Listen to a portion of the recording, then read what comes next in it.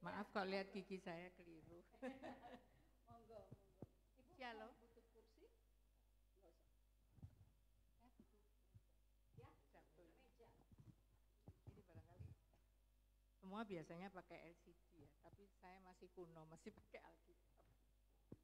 Shalom ibu-ibu. Kurang semangat ya. Karena kalau dengan semangat itu hati Tuhan disenangkan dan surga bersorak-sorai. Sekali lagi. Shalom ibu-ibu. Shalom ya. Karena dengan semangat itu penyakitnya minggat. Dari pusing, kepikiran dan sebagainya itu langsung lari.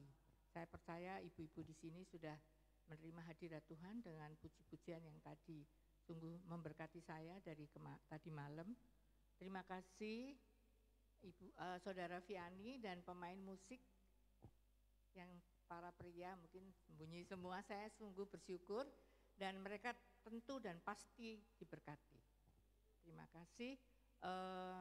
Jujur kalau saya mau bicara, saya itu belum pernah berdiri di mimbar. Tanya Pak Budi dan Bu Evi, saya hanya di belakang layar mendampingi suami menyiapkan segala sesuatu yang dibutuhkan suami supaya suami bisa melayani jemaat dan Bapak Ibu Saudara di sini. Tentu bertahun-tahun saya tidak pernah, jarang, kecuali kalau saya diminta untuk memberkati tentang gigi. Nah saya itu kurang mengerti, mohon maaf ya. Tiba-tiba kok beberapa kali saya itu merasa Tuhan belum berbicara, saya harus naik mimbar toh, kalau nggak disuruh kan nggak mungkin saya gitu ya. Tapi tiba-tiba Bu Emi minta gitu, terus saya GR. Mungkin Tuhan juga bilang kamu terlalu GR. Ternyata Bu Emi minta kesehatan gigi. Saya pikir saya harus memberi pengalaman dan sharing tentang firman Tuhan yang ada di dalam kehidupan para wanita saat ini ya. Maka pada hari ini sedikit saya akan share bagaimana menjadi wanita cantik tetapi dikasihi Tuhan. Jangan wanita lemah tetapi cantik, semangat dan dikasihi Tuhan. Saya percaya dengan semangat itu Tuhan akan memberi kekuatan. Ya, karena saya sudah mengalami sekolah dari TK sampai sekarang. Tetapi sekolah di dalam Tuhan itu aneh dan ajaib. Ya, tidak sama. Kalau kita dulu sekolah ya, SD kelas 1 sama ya, 1 tambah 1, 1 kali 1 sama ya. Sebelah saya juga, tetapi bersama Tuhan itu beda. Percaya ibu-ibu? Sangat percaya. Prosesnya itu berbeda sekali. Dan itu tergantung kemauan Tuhan. Kita akan dijadikan terang dan garam dunia ya. Jadi Tuhan mau masing-masing. Jadi kalau saya dari Jawa misalnya ya, Soro Jowo gitu ya beda dengan orang Banjarmasin. Mungkin maksud Tuhan seperti itu. Tetapi hasilnya Tuhan mau kita itu seperti yang Tuhan inginkan. Jadi cantik, ya mencintai Tuhan, dikasihi Tuhan, dan mengasihi sesama, mengasihi keluarga. Itu yang Tuhan mau. Mari kita baca tentang kisah perempuan Sunem ya. Ibu-ibu betul-betul udah mengerti ya wanita perempuan Sunem itu bagaimana. Tapi saya ingin sedikit maksud saya sedikit memberi kesimpulan-kesimpulan ya. Jadi wanita Sunem itu suatu daerah ya di Yukot ya, di Sukot. Dan itu sangat terkenal wanitanya cantik-cantik. Ya, karena saya kira mereka mengasihi Tuhan.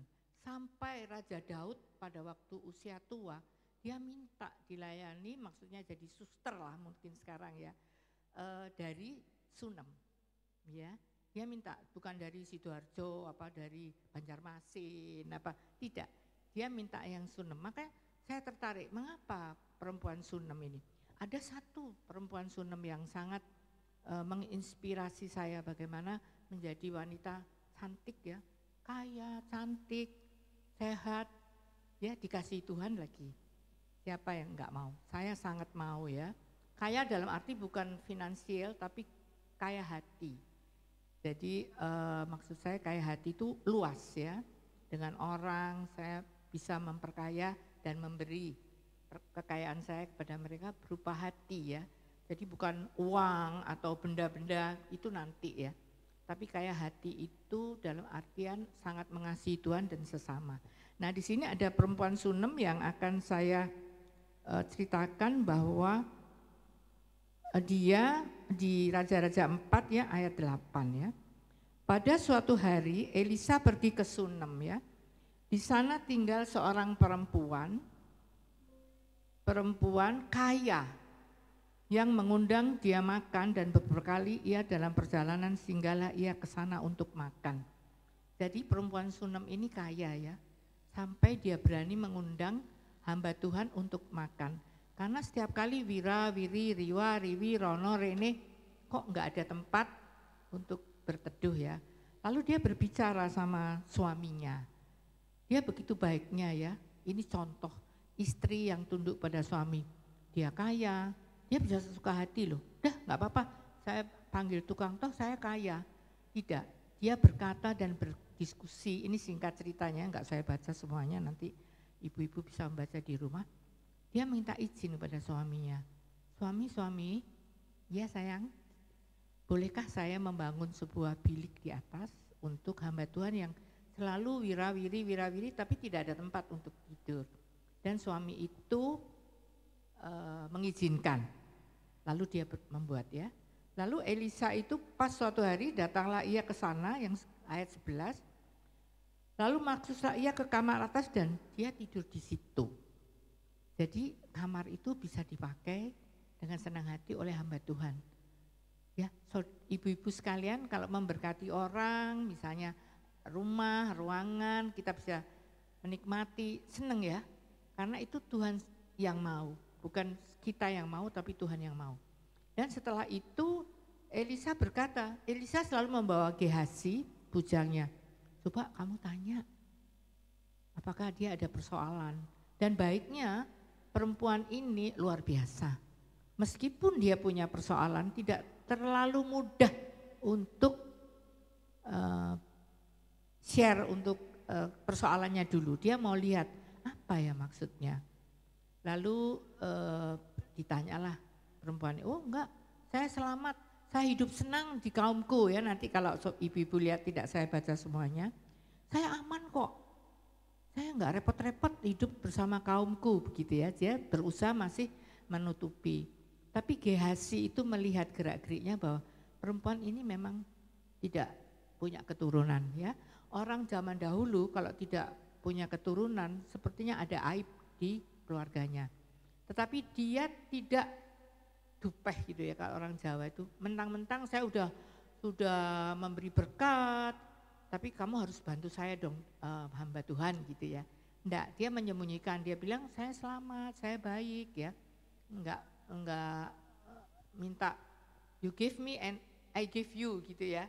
Misalnya saya memberi, I give you, you give me. Jadi transaksional gitu, tidak. Lalu hamba Tuhan tuh tahu bahwa dia itu tidak berputra, beranak lah. Lalu dia berkata, sini kamu datang ke sini, kamu kan, terus dia bilang ya apalagi sudah ketahuan nih, kalau dia memang gak punya putra karena tinggal di rumah situ hanya berdua. Lalu hamba Tuhan berkata, dalam setahun ini kamu akan mendapatkan anak. Gitu ya, dan ternyata dia diberi. Dia senang ya dipelihara atau tentu saja anak itu, tapi tiba-tiba anak itu meninggal. Lalu kita sebagai perempuan ya, ibu ya, gelo enggak, kecewa enggak? Dulu saya enggak minta, dikasih, sekarang udah besar kok diambil mati. Lalu dia bilang sama suaminya, tolong ambil, saya tuh harus hati-hati kedelai apa keledai gitu ya. Tolong ini agak nggak nututin mungkin ya. Saya persingkat aja karena waktunya juga ibu-ibu kan harus cepat pulang.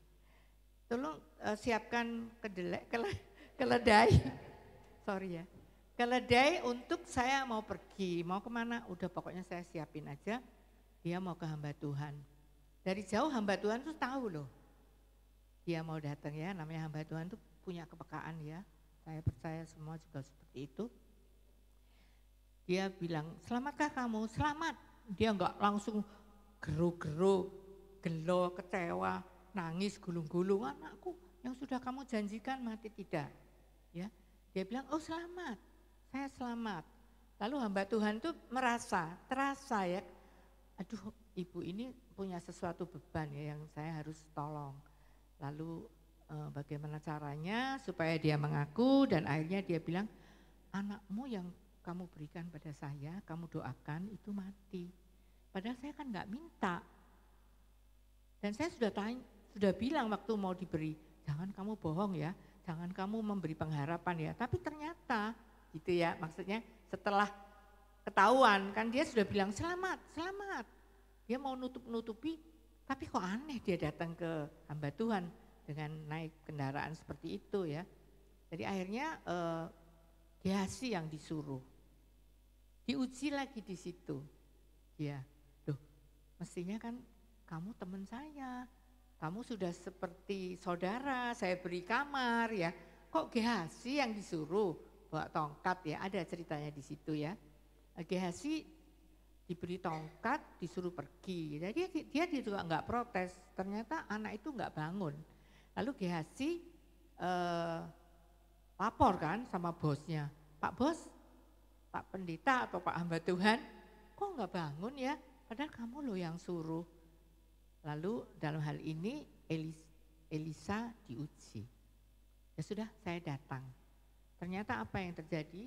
Dia datang, dia kunci kamarnya, dia tidur ya, tengkurap di atas anak Inum, mulut dengan mulut, tangan dengan badannya semua dia tindih ya supaya hangat. Itu juga tidak bangkit. Nah, di situ iman semua orang diuji. Baik Gehazi, hamba Tuhan maupun wanita itu semua diuji. Tetapi apa yang dilakukan oleh hamba Tuhan? Dia mengulangi lagi. Dan di samping pengulangan itu Tuhan mengerti bahwa iman yang diberikan, yang ada pada mereka semua itu yang luar biasa. Dan Tuhan mengabulkan doanya dan anak itu hidup. Nah di sini pelajaran yang ingin saya sampaikan, tentu saya juga tidak terlalu pandai ya. Sudah di tutorial, saya jujur ya di tutorial oleh suami bahwa sebagai wanita, perempuan yang dikasihi Tuhan, kita harus mempunyai orientasi kehidupan kepada keluarga. Sehingga karena wanita itu adalah tiang doa yang diletakkan di keluarga itu dari Tuhan langsung, diciptakan, lalu semua itu melalui doa-doa seorang wanita. Coba kalau dilihat ya, sejarah-sejarah wanita yang di Alkitab dicatat ya, Esther, semua, Maria melahirkan Yesus, semuanya itu adalah untuk memperjuangkan suatu kelompok manusia. Ya, di situ Tuhan mau, dan ini di sini Sunem ini juga dia kaya, ngapain repot-repot, cantik lagi, ngapain repot-repot. Tapi Tuhan menguji iman perempuan Sunem yang hatinya betul-betul melekat kepada Tuhan, karena dia bersyukur ya. Nah, dia juga menghormati suaminya. Dengan kita wanita yang menghormati suaminya, apapun sifat suaminya, saudara, semua ibu-ibu punya ya suami-suami yang kadang-kadang aneh, nggak terno, bencekno gitu ya. Saya itu yang sering gitu. Tapi Tuhan bilang tunduk, kamu harus. Dan saya sampai kesaksian ya, saya boleh kesaksian, sampai mencapai jenjang yang tertinggi, sampai 3 kali saya ingin keluar dari kampus. Karena situasi di kampus ya, kampus itu negeri ya, ibu-ibu tahu ya kalau negeri zaman sekarang itu kibarannya kan berbeda dengan misalnya Universitas Kristen Petra, Universitas Katolik Wijaya Kusuma misalnya gitu ya. Itu beda, kalau di Universitas Erlangga itu berbeda, semua kan kalau bisa diharapkan. Nah itu saya sudah makin hari makin tidak kerasan. Tetapi Tuhan itu tidak memperbolehkan saya keluar. Setiap saya keluar, mereka bilang, loh nanti gimana kalau keluar gitu loh. Saya sudah enggak tahu, itu kan hak saya sebagai warga negara Indonesia. Tetapi di rumah pun, suami juga makin sibuk ya, pelayanan ke sana kemari. Ibu Emi tahu sendiri betapa capeknya badan saya ya. 4:30 baru pulang, 3:30 kadang-kadang jam emang kadang-kadang saya hanya 2 menit, 3 menit mandi langsung berangkat gitu ya. Untuk pelayanan atau keluar kota, saya harus menyusun. Karena saya bekerja di rumah sakit, saya harus menyusun mahasiswa-mahasiswa bimbingan saya. Kalau hari ini saya nggak bisa ya, saya pelayanan. Saya juga harus baik-baik hati dengan kepala departemen saya. Dan itu membuat saya diuji di situ. Dan puji Tuhan, di dalam kesempatan saya ingin resign 3 kali, dekan saya bilang, kamu saya akan jadikan guru besar. Saya kaget, kok karena capaian guru besar itu tidak seperti orang bangun tidur terus mandi gitu ya. Jadi ada prosesnya ya, mengumpulkan buku, jurnal, dan saya itu sudah lakukan. Saya tidak tahu, saya tidak ada yang menyuruh, tapi saya hobi. Jadi ceramah di sana, di luar negeri, di Indonesia, membuat buku, itu enggak ada yang menyuruh. Tapi setelah dikumpulkan ternyata mereka bilang kamu ini sudah waktunya gitu. Padahal waktu itu saya masih agak muda ya, jadi saya S3 itu lulus 37 tahun. Jadi saya itu muda, enggak ada yang menyuruh. Saya itu saking sumpek gitu loh, ngapain ya kok jadi dosen cuma duduk gitu ya, saya ngajar, saya kepingin sesuatu. Nah itu yang Tuhan tunjukkan kepada saya ibu-ibu sekalian. Kalau ibu-ibu nurut sama perintah Tuhan, Tuhan tuh menunjukkan, meskipun saya nggak mau. Tetapi menjadi istri hamba Tuhan itu nggak mudah ya. Sewaktu-waktu apalagi suami saya kalau WA tidak pernah dibuka, telepon. Jadi saya ini yang bagian, Ibu Emi tahu sendiri, saya bagian sampai saya ini bingung kalau terima. Karena dia juga sibuk. Nah sementara saya harus mengajar dan seterusnya. Tapi Tuhan itu membimbing saya sampai guru besar itu hanya 3 minggu ibu-ibu. Yang lain tuh 2 tahun, bayar 20 juta di Jakarta. Saya uang apa yang harus saya bayar? Dan saya juga tidak ingin, karena kalau sudah jadi guru besar, konsekuensinya banyak. Ya, ibu kok sudah jadi pendeta, konsekuensinya juga banyak ya. Nggak boleh lagi melirik-melirik cewek-cewek cantik ya. Nggak boleh ngopi-ngopi berdua sama, iya kan begitu kalau hamba Tuhan ya, maksud saya. Yang Tuhan inginkan tidak boleh bohong, tidak boleh, itu sih yang ekstrim ya, wanita ngelirik. Tapi tidak boleh berbohong, harus jujur ya, kalau harus mengingatkan orang tuh harus jujur. Nah saya jadi guru besar saya tahu resikonya. Tapi dalam waktu 3 minggu SK itu keluar. Jadi 30 November, seminggu 30 November, zaman dulu bukan Tiki ya, apa ya, LTH atau apa gitu, saya diberi tembusannya, saudara kami kirim, ini ya saya jadi melenceng dari wanita Sunem. Wanita Sunem itu contoh ya, nah ini saya ingin juga bersaksi. Setelah itu 8 Desember, 1 Desember, 30, 20, pokoknya 1 Desember dikurangi 7 hari, itu datang SKI saya, sampai saya kaget. Dan SK itu ditahan 2 tahun, Bapak Ibu sekalian. Saya tahu mereka juga tidak menyangka ya secepat itu, yang lain 2 tahun, ada yang dimasukkan laci, tunggu uang pelicin dan sebagainya. Saya mana ada uang pelicin, enggak ada, saya enggak pernah merasa seperti itu. Dan setelah itu saya merasa bahwa Tuhan itu menetapkan langkah-langkah orang yang sangat berkenan di hadapannya. Saya sangat tunduk kepada suami apapun, meskipun dia bukan guru besar, bukan dokter, waktu itu bukan dokter ya. Jadi saya merasa bahwa saya harus tunduk sebagai istri. Tapi pada waktu saya harus tampil, kalau jadi profesor tuh harus tampil. Ibu Emi datang enggak ya? Datang. Itu kan dibacakan ya, misalnya Ibu Yeni atau Ibu Emi leader, umur sekian, anak sekian, suami gitu ya. Nah pada saat itu suami itu sekolah dokter sudah 5 tahun sudah mau berhenti. Saya bingung saya, waduh ya ini manusianya ya. Terus suami pendeta, terus bukan dokter ya, maksud saya juga nggak apa-apa sih, Tuhan juga nggak marah, nggak apa. Tapi saya berdoa, Tuhan saya kepingin loh suami saya itu dokter. Persis suami saya bilang gitu, saya mau berhenti, udah nggak tahan, saya kok nggak bisa ya. Dalam waktu 3 hari, saya minta semua berkas suami, Saya minta, saya olah dengan orang teman ahli statistik, bukan saya sendiri ya. Lah ahli statistiknya orang muslim lagi. Iki apa toh pelayanan iki? Kok ono diakonia, ada kan kebetulan suami tentang itu ya. Jadi saya berkhotbah sama dia dulu, baru dia bantu, baru dia mau toh. Orang mau minta tolong, bikinkan apem. Apem tuh apa sih? Racun, apa makanan, apa minuman, kan begitu. Ya saya bercerita dulu dan kita 3 hari loh buat. Saya bilang, Pak ini hasilnya, tapi saya kan tidak mengerti. Maksud saya Alkitab yang sesuai dengan apa yang kamu pelajari gitu ya. Akhirnya dia buat dengan Pak Sam, saya kira ya sama Pak Raymond, saya nggak tahu. Harus jadi Pak, sebelum saya jadi di harus orasi di depan para guru besar. Dan Tuhan mengizinkan dan dia lulus ya pada saat itu, sehingga pada waktu orasi saya bisa mengatakan bahwa suami saya adalah dokter begini lah.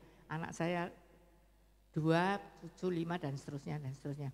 Tuhan itu selalu memberi yang terbaik yang kita inginkan meskipun tidak hari itu. Ya, meskipun mungkin 1 tahun lagi, 2 tahun lagi terus baru ingat. Loh, iya ya saya kan pernah minta ya. Begitu ibu-ibu sekalian, itu kesaksian saya. Lalu saya memberitahu, saya membaca Wanita Sunem. Tadinya ada Lydia juga ya. Itu luar biasa loh. Dia cintanya kepada Tuhan enggak abal-abal ya. Dia bikin rumah, pada waktu itu bikin rumah mungkin juga mahal ya. Tapi dia cinta sekali dan Tuhan itu tidak berhutang.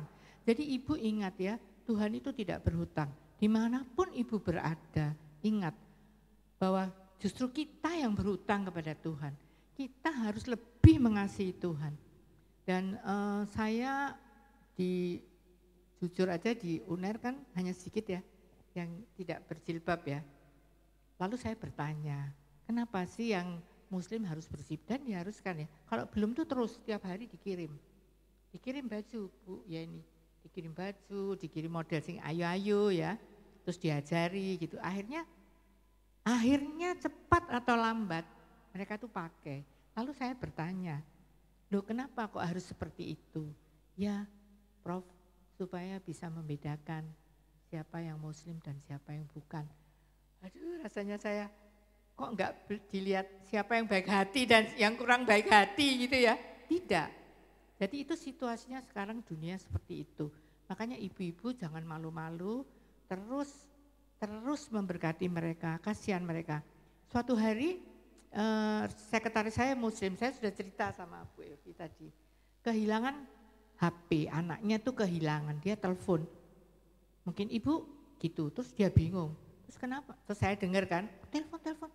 Kenapa Mbak Nurul? Saya bilang begitu. Anak saya kehilangan handphone, Prof. Nanti saya beliin, saya bilang. Saya ganti, oh bukan soal ganti. Soalnya kalau zaman sekarang, maaf saya orang dulu ya, zaman sekarang tuh sekolah semua ada di handphone. Jadi data segala. Jadi kalau itu hilang berarti rempong lah nanti akhirnya. Oh gitu ya, ya sudah. Mbak Nurul muslim, saya Kristen. Mari kita berdoa. Terus bagaimana Prof? Oh jangan berdoa, dia sudah takut dipikir berdoa dalam nama Yesus. Jangan, Mbak berdoa secara muslim, saya berdoa secara Kristen. Gimana doanya? Kamu kalau kehilangan barang, ibu-ibu juga ini pelajaran juga buat saya. Jadi saya ini sekolah terus sama Tuhan, enggak hari ini, besok apa dulu-dulu enggak. Sekarang pun ya saya bilang, saya ikhlas Allah ya mungkin kok mereka ya Allah. Kalau itu memang jadi milikku, kembalikan, kalau tidak saya ikhlas. Terus apa gitu aminnya Al-Fatihah apa saya juga nggak tahu. Saya juga berdoa Tuhan jadikanlah saksi hambamu ini, kiranya kalau memang Tuhan izinkan ketemu. Itu pagi ya jam 9. Terus dia telepon HP yang hilang itu. Prof kok nggak diangkat ya Prof, tapi bunyi loh. Bisa ya, bunyi nggak diangkat terus langsung. Ya sudahlah, tadi kan sudah saya suruh berdoa. Setiap amin terus berdoa sampai Allah menjawab. Saya juga berdoa sampai Tuhan Yesus menjawab. Terus 1:30 dia lari-lari. Prof, sudah ada jawaban. Singkat ceritanya yang menemukan itu telepon. dia berat hati untuk mungkin mau ngambil ya. Ternyata dia bilang, saya Bapak ini alamat di sini yang mengambil, yang menemukan dan ingin saya kembalikan. Terus saya bilang nggak percaya, kalau itu memang haknya anakmu, dia akan kembali dan seterusnya. Dan sejak itu mereka selalu kalau anaknya sakit, tolong Prof doakan saya. Jadi meskipun Muslim, saya bisa masuk gitu. Jadi ibu-ibu jangan minder kalau di situasi yang agak sulit, katakan saja bolehkah saya berdoa gitu ya. Jadi kayak sesuatu yang Tuhan mau buat perempuan cantik dan dikasihi Tuhan. Semua ibu-ibu pasti cantik ya. Coba ibu ngaca kalau pagi ya, kalau hati saya galau ya, jengkel gitu, aduh masih kepingin tidur, harus bangun, harus ujian, harus uji. Itu kan jelek ya, wajah saya terlalu jelek. Saya nggak mau, saya mau datang di kampus atau di gereja, kalau bisa saya ya baguslah wajahnya. Jadi saya selalu bilang dalam nama Yesus, aku cantik, aku kuat, aku semangat. Coba ibu bilang, apapun persoalan yang ada di pundakku hari ini, engkau yang menyelesaikan. Entah malam-malam LPG habis, tidak ada yang disuruh. Saya sering begitu, pembantu saya itu punya beberapa, ini contoh juga, selalu kok sudah jam 9, Bu, lah itu serepnya juga habis, saya lupa. Padahal uang tuh tinggal, ya bukan tinggal minta ya, ada lah, saya siapin. Itu tuh kalau saya marah, kan wajah saya jadi, terus pembantu saya juga terus keluar ya. Pembantu saya itu satu 20 tahun, satu 17 tahun, satu 9 tahun. Seumur cucu-cucu saya lah semua itu. Nah itu ya karena saya membawa dia kepada Tuhan Yesus ya, walaupun belum terima Tuhan Yesus, tetapi dia merasa bahwa ikut yang lain nggak mungkin seperti ini gitu, padahal jengkel ya. Misalnya kamu harusnya makan kok nggak makan, soalnya nggak ada makanan, ya kan bukan salah saya, gitu kan salah kalian semua misalnya, tapi saya nggak pernah marah. Cuma saya dudukkan bahwa ini pelajaran buat kamu dan seterusnya. Itulah ibu-ibu kesaksian saya dan saya merasa bahwa perempuan Sunem ini luar biasa ya. Dia tunduk kepada suaminya dan mau terlibat dalam pekerjaan Tuhan. Saya tunduk pada suami saya 100%, boleh disaksikan nanti kalau suami saya mau bersaksi. Saya tidak pernah melawan, maksudnya kalau izin nggak boleh ya sudah. Tapi tidak pernah tidak boleh, karena sebelumnya saya sudah peperangan supaya hatinya lumer, saya boleh pergi. Maksudnya pergi itu bukan berfoya-foya, tidak. Saya seminar kadang-kadang harus pergi, baru-baru ini 4 malam ke Bali. Kalau dia saya ajak, dia senang diajak, tapi kok diajak, pikiran saya menjadi dua gitu. Nanti suami saya makan apa ya? Sementara saya dari pagi sampai malam gitu. Saya cuma berdoa, Tuhan kalau engkau izinkan suami pun tadinya saya ikut enggak apa-apa, saya enggak ganggu. Ayo kalau satu kota suami istri tempatnya lain apa enggak perasaan, yuk piye yo bojoku iku mangan apa yo gitu ya, misalnya makan apa gitu, pastilah. Sementara saya harus menghadapi tanya jawab diskusi. Saya cuma berdoa, Tuhan tolonglah saya, aku nih bingung. Ya cinta suami, ya cinta Tuhan. Ya cinta pekerjaan, tanggung jawab. Kok saya lebih ke tanggung jawab ya, bukan mencintai pekerjaan. Lalu dia tiba-tiba, oh ternyata tanggal sekian-sekian saya ada acara begini-begini di Malang. Puji Tuhan. Saya bilang puji Tuhan, padahal udah telepon sama Bu Hongguat segala teman-teman yang nanti saya nginep di rumahmu, biar istriku nginep di hotel. Soalnya teman-teman, ya saya harus tidur di hotel, kalau enggak jam 7 sudah harus. Lah saya kalau mesti orang antar saya ke hotel, kan repot ya. Jadi Tuhan itu selalu menjawab kalau memang diizinkan. Ibu-ibu jangan putus asa, terus berbicara dengan Tuhan. Bu Evi juga banyak saksi juga mengikuti suami yang begitu umeknya ya. Dia juga seperti saya tergoncang-goncang kadang-kadang pengen tidur. Atau, mana ya obat ini ya, nyamuk. Ini kok ada nyamuk, padahal saya udah tidur Tuhan. Saya ini udah ngantuk, tapi saya tidak sama sekali nggak mengeluh. Tidak pernah boleh disaksikan sama suami saya. Saya selalu, karena apa? Saya tidak mau gegeran. Saya tidak mau kecurian damai sejahtera yang sudah Tuhan berikan. Nah itu yang saya lihat perempuan Sunem itu menghormati Tuhan. Dan dia perempuan ini sangat mempunyai iman yang tetap teguh bahwa dia akan diselamatkan oleh karena Tuhan melihat apa yang saya kerjakan. Jadi ibu-ibu jangan putus asa kalau ibu-ibu seolah-olah melakukan sesuatu tetapi tidak akan ada hasilnya. Tidak, Tuhan tidak pernah berhutang.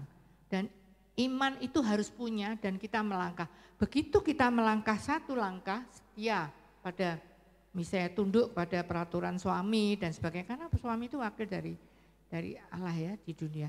Itu langsung Tuhan memberi plak dibuka apa yang dulu jadi impianmu ibu-ibu nanti akan diberi. Benar, saya udah mengalami banyak sekali hal-hal yang seperti itu. Dan kalau melihat usia 74 tahun, saya masih bisa mengejar kereta api ya. Karena suami saya itu begitu slowly ya. Itu kalau saya mengingat-ingat itu, aduh ini bukan di Indonesia loh, ini di Belgia, di sana di Belanda.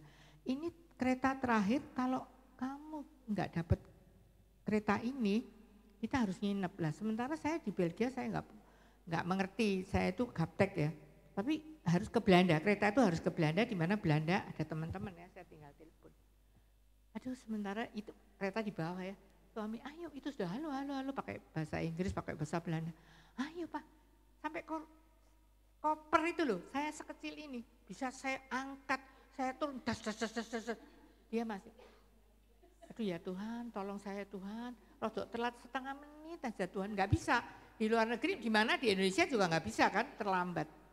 Aduh persis dia turun terakhir, ya, bukan. Kereta itu datang dan saya tarik dia, terus dalam hati dia, ya agak mangkel apa tapi kan nggak bisa kalau terlambat. Dan saya sudah diganggu-ganggu kalau di stasiun tuh laki-laki itu banyak ganggu-ganggu gitu loh. Lah suami tuh ya nggak berani sih ganggu gede-gede lah sementara dia pelan-pelan. Lah saya risih gitu ya diganggu-ganggu. Ayo Pak cepat gitu. Aduh saya bilang Tuhan terima kasih segala sesuatu engkau turut bekerja.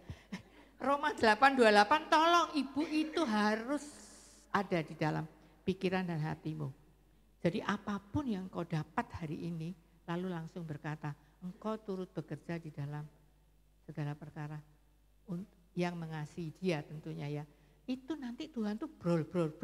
Semua, bayangin kereta api loh. Cuman 1 menit, 2 menit berhentinya.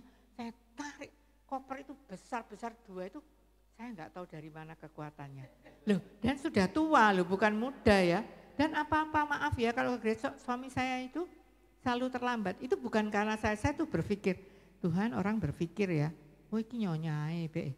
Saya itu 2 menit oke, 1 menit gak usah mandi oke. Sampai suami saya bilang kamu ODGJ. ODGJ itu apa? Orang dengan kelainan jiwa itu kan gak suka mandi. Karena bukan saya gak suka mandi, karena saya lihat waktu. Jadi kalau Bu Yeni mau datang 4:30, saya jam 4 tuh sudah siap. Karena suami saya gak ikut. Kalau ikut selalu bilang, saya ini kok dipaksa-paksa. Saya ini kok dipaksa-paksa. Loh, ini sakjane pekerjaanku apa pekerjaanmu gitu loh. Karena berhubungan dengan orang lain, tapi saya enggak marah loh. Saya bilang Tuhan, Engkau tahu situasinya ya ampunilah. Iya, tadi kan jam 11, ya toh. Dia, ini bukan membongkar, ini kenyataan. Beliau itu kalau nonton TV, TV-nya yang nonton beliau.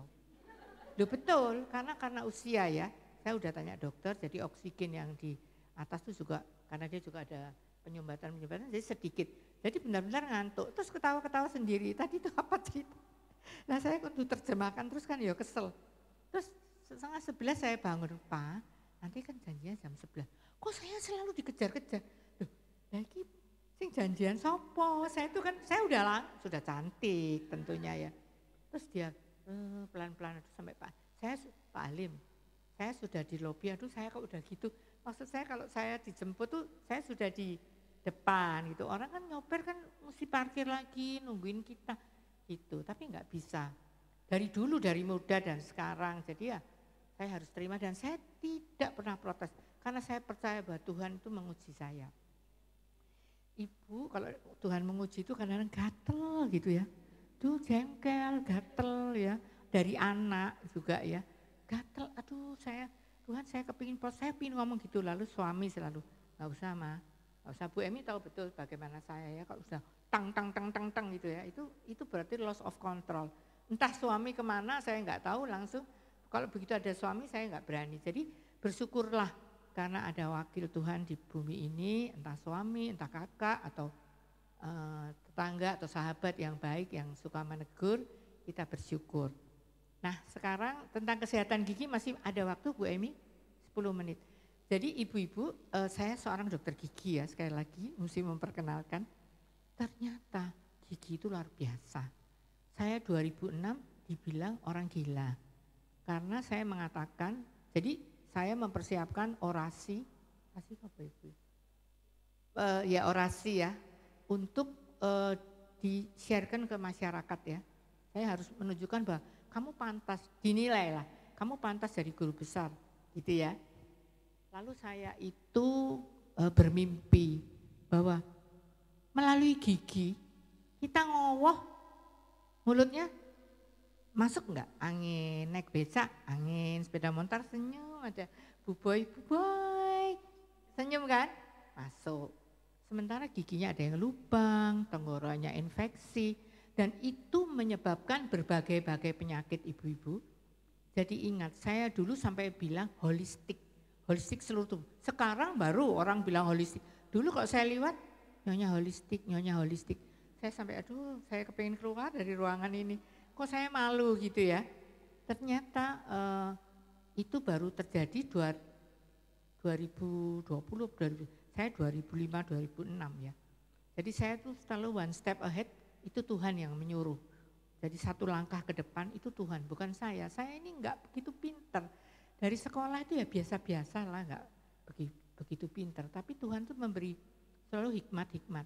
Jadi ibu kalau punya gigi atau sakit pusing tidak pernah berhenti, coba periksa ke dokter gigi. Mungkin ada karang gigi yang harus dibersihkan. Mungkin ada gigi yang tinggal sisa akar yang harus dicabut. Ya karena sisa akar itu ada lubangnya. Nah, di samping ada lubang, itu kuman tuh masuk dari makanan, dari kita ngobrol, dari kita kena angin. Nah, itu masuk. Atau orang yang keguguran terus. Nah, itu juga karena ada kelainan gigi ya. Jadi ada teman saya itu 7 kali keguguran sehingga hanya punya anak satu. Itu suaminya obgyn. Jadi suaminya ahli kandungan. Ternyata ada sesuatu gigi yang miring yang perlu dihilangkan. Jadi begitu pentingnya gigi itu ibu-ibu, maka saya diberi hikmat dari Tuhan bahwa gigi itu penting. Ada yang matanya ketir, ada enggak orang yang gitu. Nah itu coba suruh periksa giginya. Nanti saraf-saraf yang mengganggu matanya itu akan hilang. Tolong ibu-ibu share ke teman-teman ya. Jadi wanita Sunem, sini wanita Banjar ya.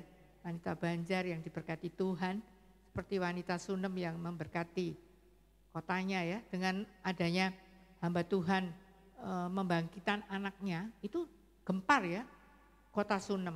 Nah bagaimana kalau ibu-ibu juga menggemparkan tetangga, oh Bu itu bilang saya kok sering tengeng ya. Tengeng apa pegel-pegel, jangan cuma iya berat. Coba giginya mungkin ada karang gigi dan karang gigi itu selalu ada. Makanya sekarang puskesmas boleh kan BPJS karang gigi. Silahkan ibu-ibu. Nah itu penting. Ya mata, kadang-kadang kabur, tiba-tiba kabur, diperiksa oh enggak apa-apa. Coba gigi, pusing ya, terus pingsan. Kalau pingsan lalu mah ya, itu juga karena gigi.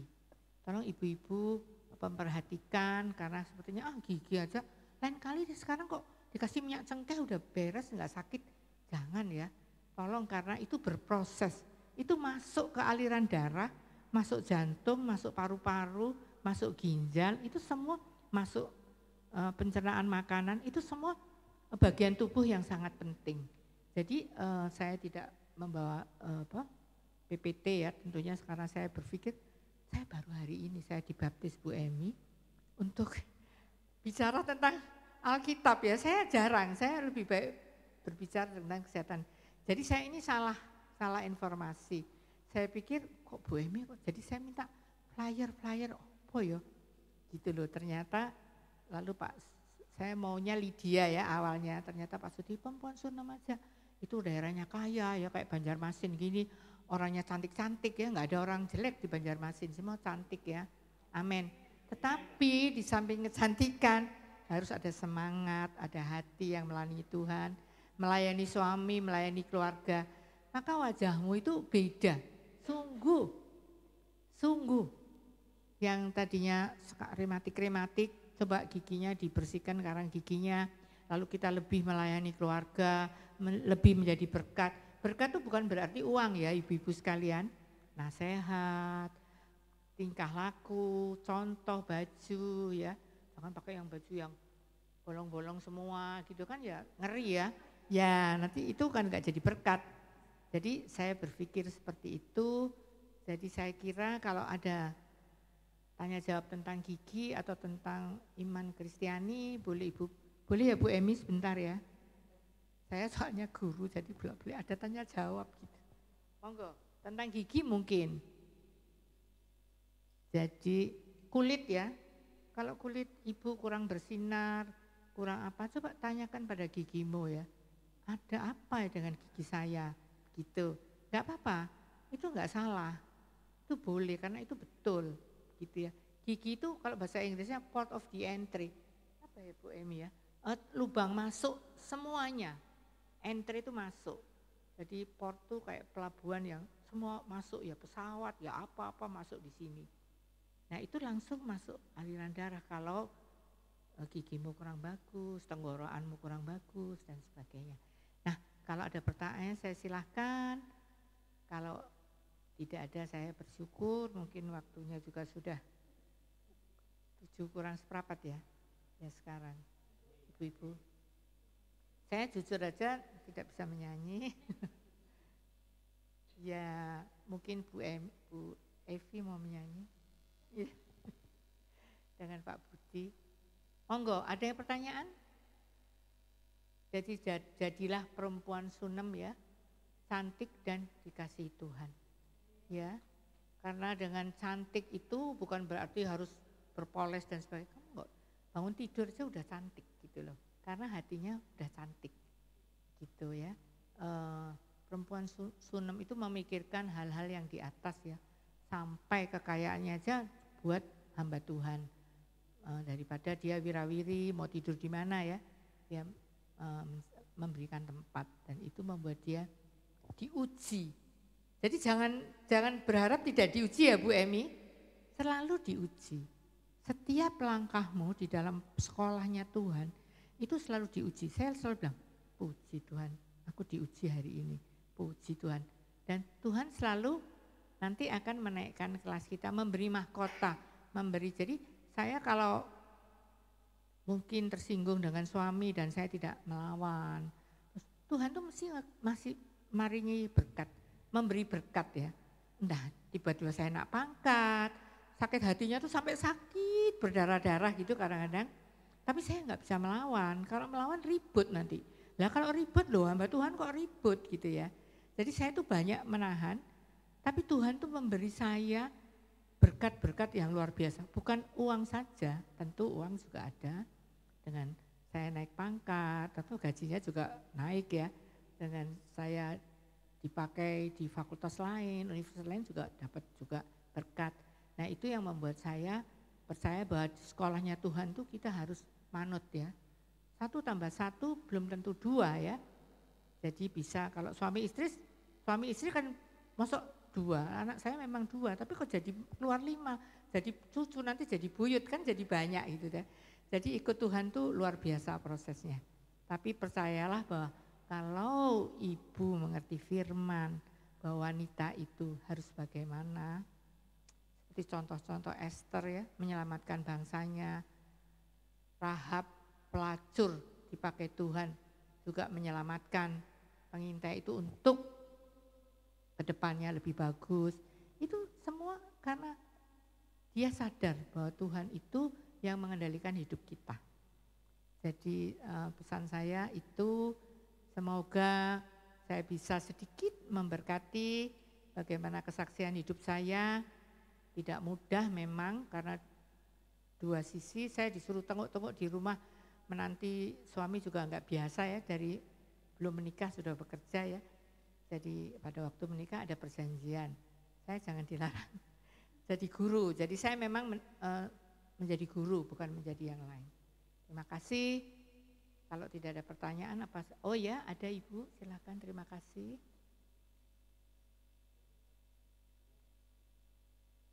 Saya kira cukup keras ya. Masuk di YouTube. Ya, mohon maaf kalau ada lagi pertanyaan lagi juga nggak apa-apa. Kalau memang waktunya tidak terlalu terburu-buru, saya bergantung kepada my boss, Bu Emi. Ya, Ibu silakan. Terima kasih Bu atas kesempatan yang diberikan kepada kami yang berhubungan dengan gigi. Iya.